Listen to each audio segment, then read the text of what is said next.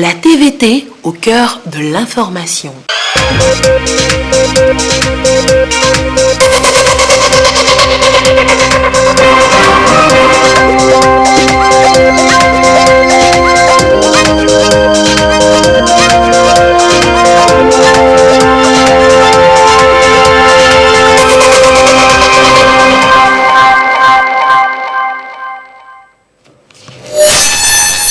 Bonsoir monsieur, voici d'abord les titres de ce journal.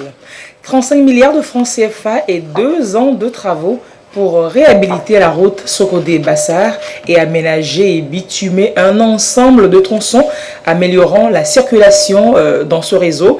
Le Premier ministre Victoire Dogbe a personnellement lancé le chantier d'un second axe routier qui va renforcer la compétitivité du port autonome de Lomé et améliorer la vie des populations riveraines. Et puis, première journée du la route nationale championnat national des joutes verbales francophones.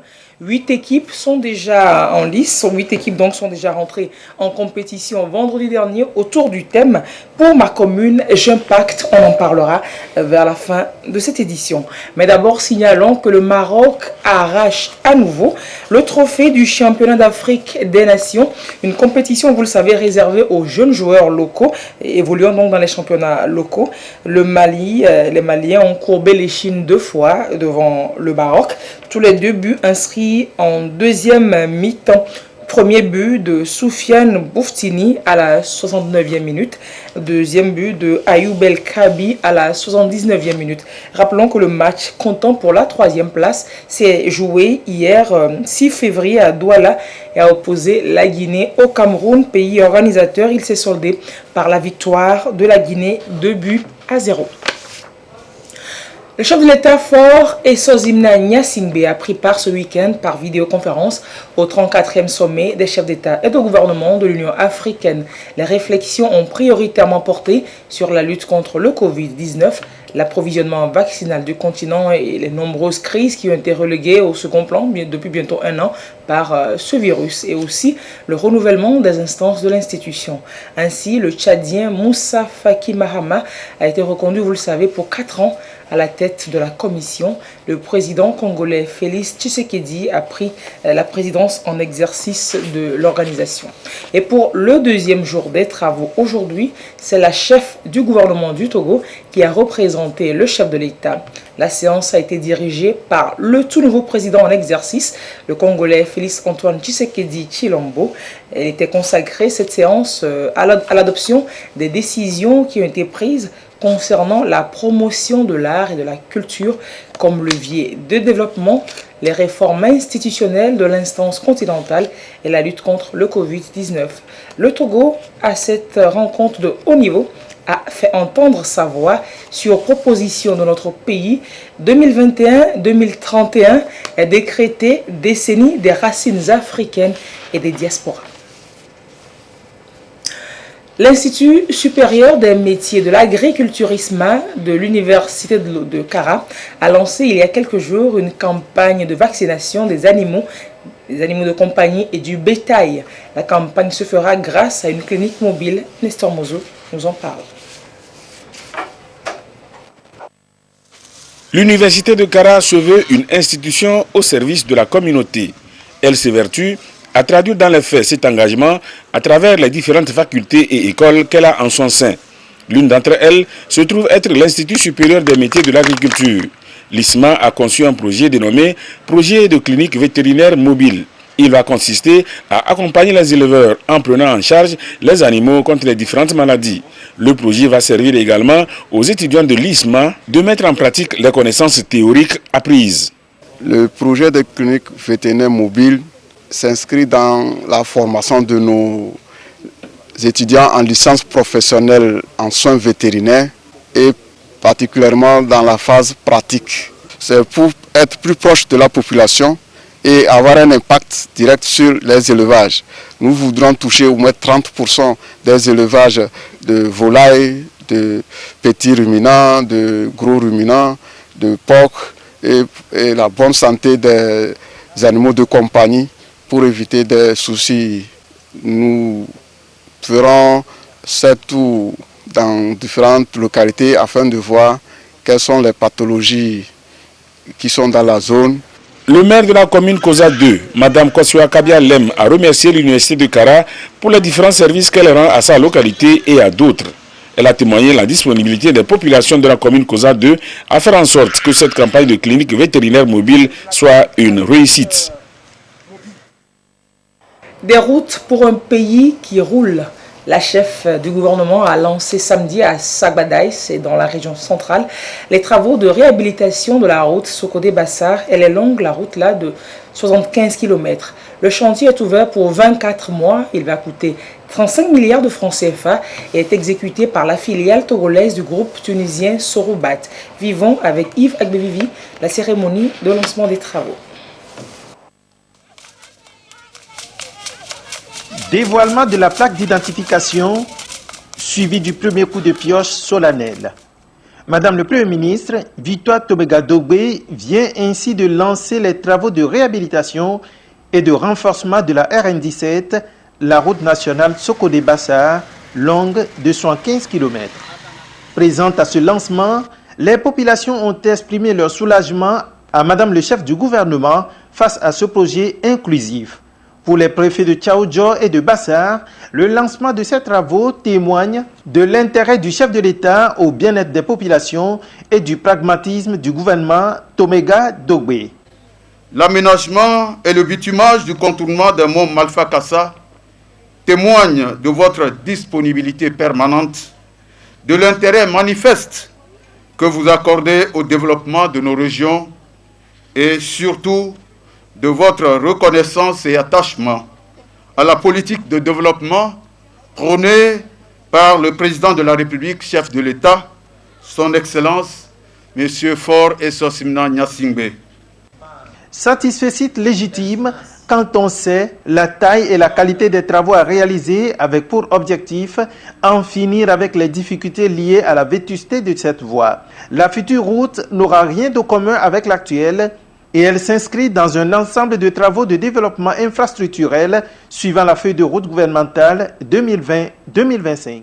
C'est conscient de l'interaction entre infrastructures routières et développement socio-économique que le gouvernement a fait du développement de la route une de ses priorités en faveur des populations.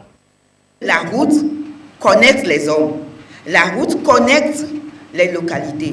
La route fait que personne n'est laissé de côté parce que quand la route est bonne, on peut faire écouler nos marchandises, on peut aller à l'école, on peut aller au champ. Donc, une des activités importantes pour le gouvernement aujourd'hui, c'est les infrastructures. Et ce que je viens de faire, c'est de montrer que oui, c'est pas seulement le dire, mais on le fait et faire en sorte que ces routes-là puissent réellement nous connecter et nous faciliter la vie. Une bonne route fait gagner du temps. Une bonne route fait qu'on tombe moins malade, on a moins d'accidents, voyez. Et tout ça, c'est pour vous. La construction de la RN17 fait partie intégrante d'un corridor logistique reliant le port autonome de Lomé au pays de l'Interland. Elle aura un revêtement en béton bitumeux de 5 cm d'épaisseur avec une largeur roulable de 7 mètres, bordée de 2 accotements de 1,50 m en race campagne et de 2,50 m en agglomération. C'est tout un ensemble de travaux qui vont se faire autour de cette route nationale numéro 17. Cela devra renforcer le réseau routier national et particulièrement un axe par lequel le gouvernement entend améliorer la compétitivité du port autonome de Lomé dans la desserte des pays de l'Interland. Précision, Désiré Aloy.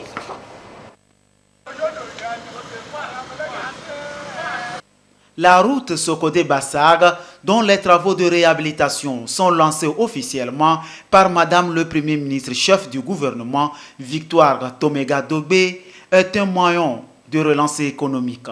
D'ici peu, elle va changer de visage et voici le nouveau look du joyau à la fin des travaux. La route du développement passe par le développement de la route. Le Grand Bassar est un grenier, donc la réhabilitation de cette route permet le ravitaillement des produits de toutes sortes venant de cette région-là. L'état de la route mettait les commerçants ou les voyageurs dans de mauvaises conditions de voyage. Aujourd'hui, la situation serait plus fluide. Ce sont les femmes qui bougent pour le commerce au Togo. Quand la route n'est pas bonne, les transporteurs ne se fient pas aux tarifs normaux. Ça affecte aussi la femme qui est en grossesse. Donc il faut évacuer les gens. Quand il y a les secousses, les femmes accouchent au milieu de la route. On n'est pas encore arrivé à l'autre extrême, bien au centre de santé. Nous témoignons notre gratitude à l'endroit du chef de l'État. Dans 24 mois, le joyau sera prêt par le génie de l'entreprise Sorubata. Un tronçon de 75 km avec une largeur de 7 mètres de chaussée. La réhabilitation sera faite avec élimination des points critiques, dont le contournement de Malfa Kassa. La boîte a été créée en 1974. Nous sommes toujours fidèles à nos valeurs, que ce soit de la réussite du projet ou bien même les valeurs de solidarité et tout ce qui est social. On tient toujours à accompagner le gouvernement dans le cadre de la feuille de route de 2020-2025. Et on va mobiliser tous nos moyens pour la réussite de ce projet. La RN17 réaménagée va davantage assurer la viabilisation permanente d'un second axe routier qui va stimuler le développement socio-économique de la zone. Malgré la pandémie qui saigne l'économie nationale, le chef de l'État pousse pour atteindre d'autres performances. La réhabilitation de la route Sokodé-Bassar va contribuer à l'atteinte des objectifs du plan national de développement. Politique internationale, les 15 et 16 février prochains, la France et les pays du G5 Sahel organisent à N'Djamena un sommet sur la présence française au Sahel. Une rencontre qui se tiendra un an après le sommet de Pau, où Emmanuel Macron et ses homologues du G5 Sahel ont promis d'intensifier la lutte contre le terrorisme. Le sommet du Tchad se tient dans un contexte aujourd'hui de désamour entre la France et les opinions africaines sur ces 8 ans au Sahel.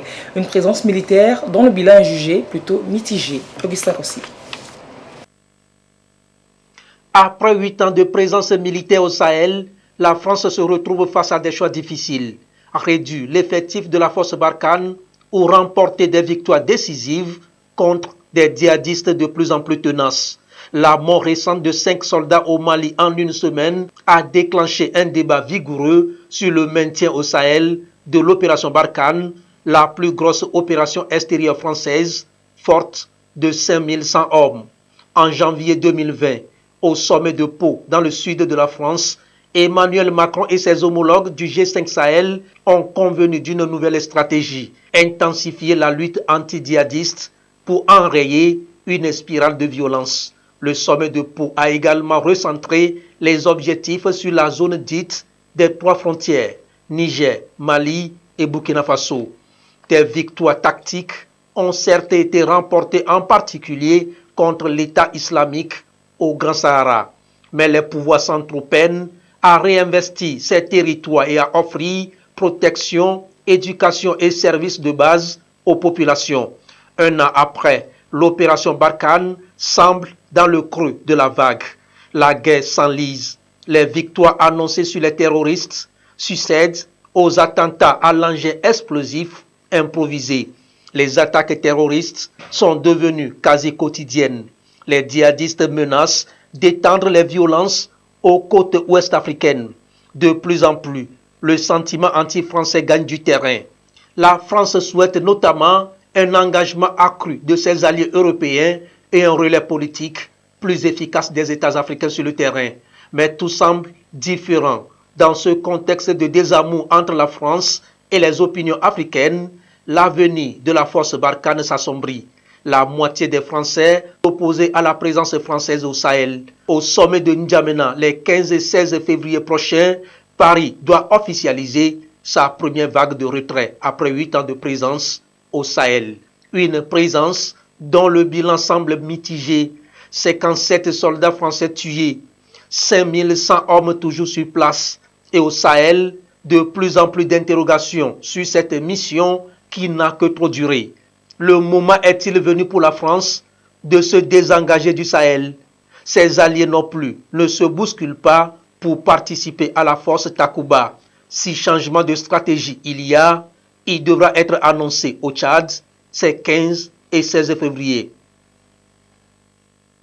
Parlons éducation. Elle apporte soutien et accompagnement aux apprenants, enseignants et parents La plateforme numérique C-School, conçue depuis août 2019, elle serait d'une grande utilité selon ceux qui l'expérimentent déjà. Et nous avons choisi ce soir, et alors que l'année scolaire se poursuit, de vous faire découvrir cette application. Regardons avec Uri Chamega et Clarisse Atikle. Enseignant de français dans un lycée de la place.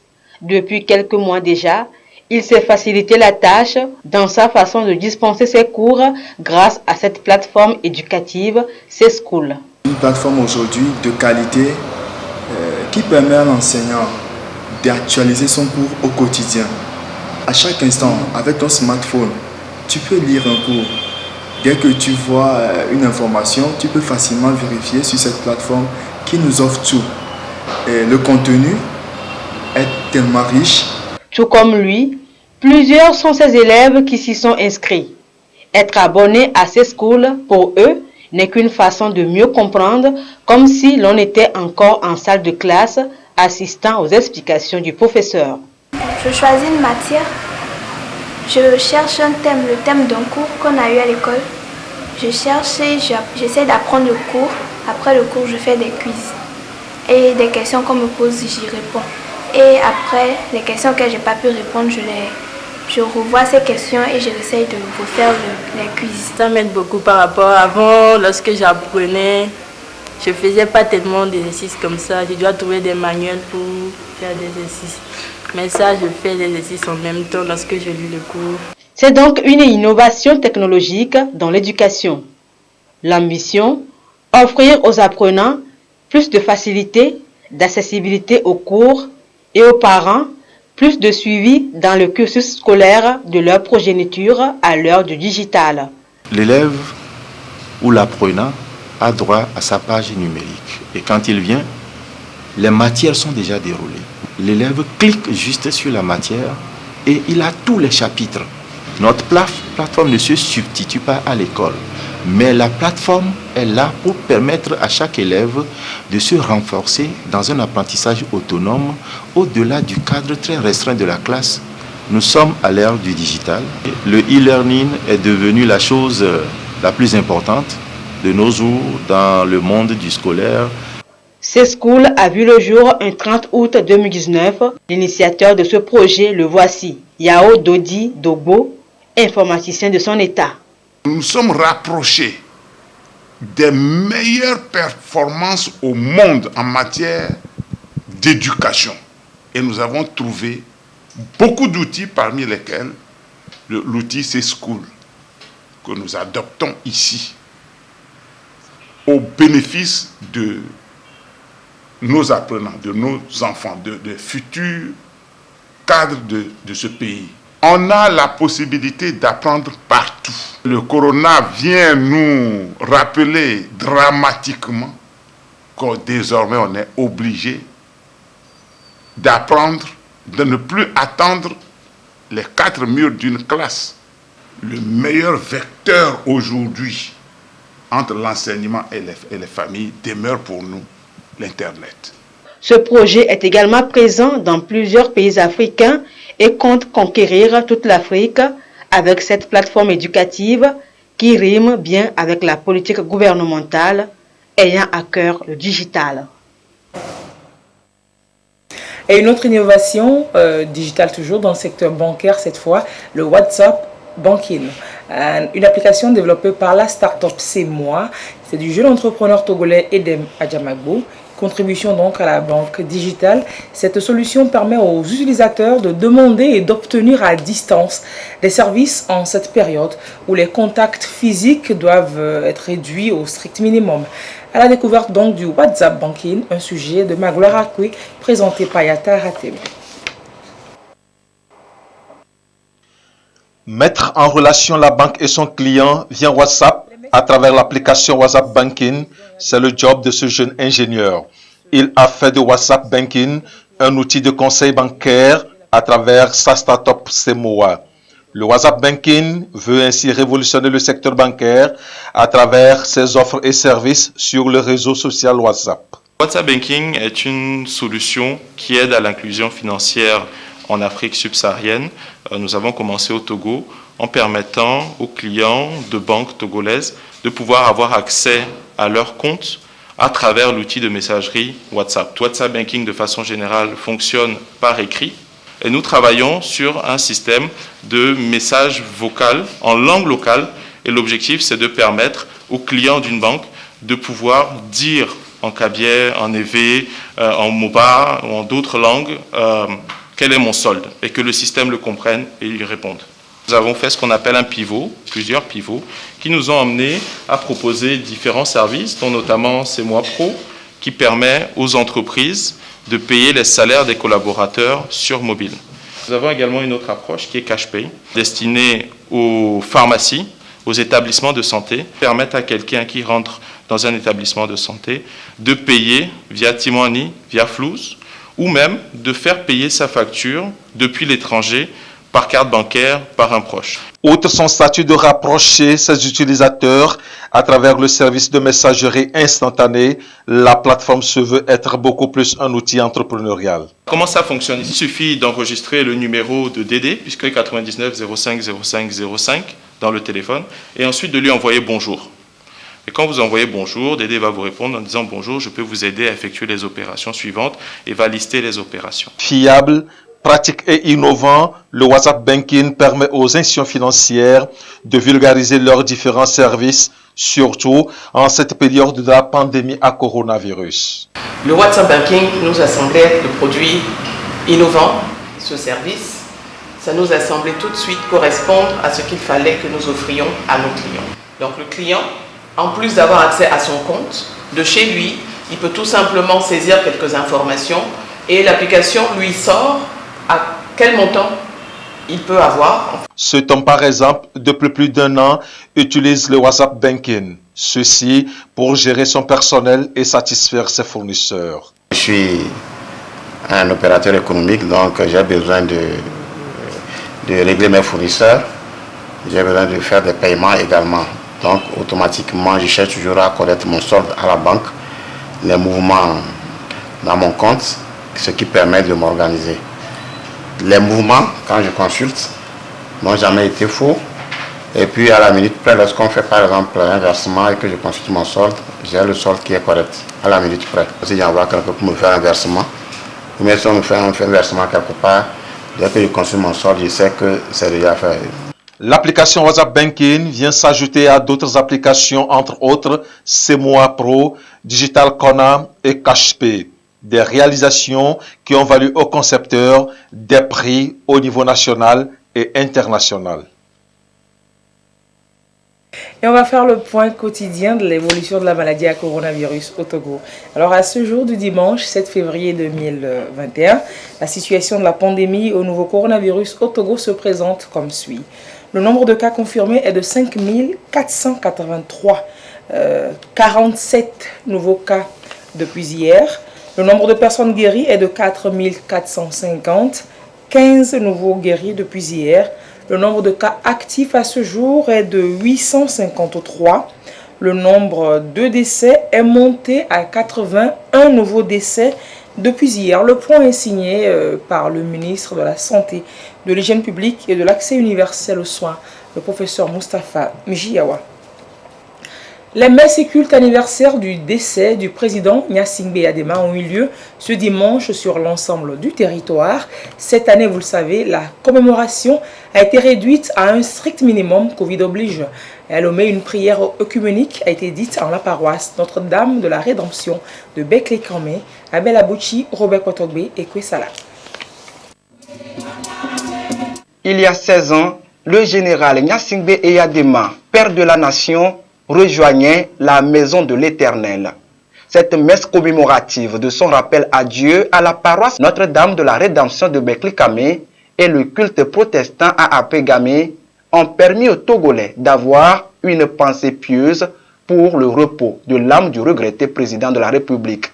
Dans une communion d'esprit, les autorités politiques, administratives traditionnelles et tous ceux qui l'ont connu ont imploré davantage la grâce éternelle et prié pour la pérennité de ses œuvres 16 ans après sa disparition. L'Ulysse disparu. Il nous a laissé la paix. Et nous avions prié ce matin pour que cette paix reste parmi les Togolais. Elle est très chère et elle ne s'achète pas la paix. Et nous avions aussi prié pour la cohésion totale. Ils ont prié aussi pour la vie du président de la République, Faure Essozina Gnassingbé, les membres du gouvernement et les députés à l'Assemblée nationale. Le révérend père Mathieu Seovi et le pasteur Kokou Tekpo ont appelé les fidèles à la tolérance, à l'amour et à l'esprit de partage. Autorités gouvernementales, préfectorales et traditionnelles, elles étaient toutes là à ce rendez-vous dominical des fidèles croyants. Plus qu'un témoignage de foi, cette présence est un devoir de mémoire pour feu président Gnassingbé Eyadema, décédé il y a exactement 16 ans. S'inspirant du thème central du culte du jour, le pasteur Degbe de l'église presbytérienne du Togo, paroisse d'Agoué Centre, a invité à travers ses fidèles le peuple togolais à être disposé pour la proclamation de ses valeurs sociales. Le même événement est célébré à la paroisse Marie-Théotokos d'Agoué-Nivé. Les fidèles catholiques sont invités à garder espoir et à sauvegarder la paix, l'héritage légué par l'illustre disparu. Un sujet dont nous vous parlerons dans nos prochaines éditions, c'est le démarrage du championnat national des joutes verbales francophones. La première compétition de cette 6e édition s'est tenue vendredi dans les jardins de l'Institut français du Togo. Le thème général cette année, c'est « Pour ma commune, j'impacte ». Et déjà 8 équipes de 4 candidats avaient croisé le verbe. On vous proposera le compte rendu de cette compétition donc dans nos prochaines éditions. Merci d'avoir suivi ce journal. Restez sur la télévision togolaise pour la suite de ces programmes. Rappelez que le Maroc a arraché cette année encore le trophée Bison Jeu au Chan à Yaoundé. Passez une très belle soirée, au revoir et à très bientôt.